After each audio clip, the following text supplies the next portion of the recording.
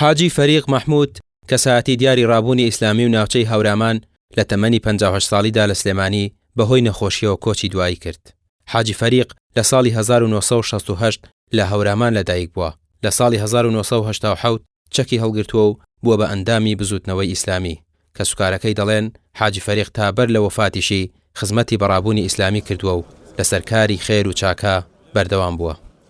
لە بیدایەتی هەشتاکانەوە کاک حاجی فەریق کەسایەتێکی ناسراوی خەباتی کوردایەتی بوو، لە خەباتی تەنزیمیەوە هەتا بگاتە خەباتی چەکداری کە ئاوارە بوو بۆ ئێران. چەند ساڵێک ئاوارەیی چەشت هەتا ڕاپەڕینەکە، دوای ڕاپەڕینەکە گەڕاوەتەوە و ئیش و کاری خۆی کردووە. کەسێکی خەباتکار بووە، کەسێکی ڕەنجدەر بووە، کەسێکی زەحمەتکێش بووە، کەسێکی دیاری ناو بنەماڵەکەشمان بووە. جێگەی حاجی فەریق پڕ نابێتەوە بەڕاستی. ئەو کەلێنێ ئەو دروستی کردووە کە جێی هێشتوین. پڕبوونەوەی زۆر زەحمەتە، زۆر قورسە. کۆسپێک و کەلێنێکی گەورەی خستۆتە ناومانەوە بەڕاستی کۆچی دوایی. حاجی فەریق ماوەیەک ئەندامی پەیوەندیەکانی بزوتنەوە بووە لە تاران و لە ساڵی 1992 بووە بە کارگێڕی مەڵبەندی دوی هەورامان. ناوبراو کەساتێکی بانخواز و کۆمەڵایەتی و خێرخواز بووە. بەڵێ کاک حاجی فەریق خوای گەورە لێی خۆش بێ.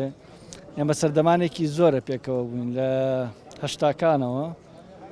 کاک حاجی فەریق پەیوەندی بەو ڕابوونەوە کرد بە دڵسۆزانە و لێبڕاوانە بەبێ دابڕان تا ئەم ساتە وەختانەی کە ماڵئاوایی لە ئێمە و لەو دنیا جەنجاڵە کرد، هەر لە کاری ئەو لەگەڵ ئەو ڕابوونە بەردەوام بوو. خوای گەورە لێی خۆش بێ.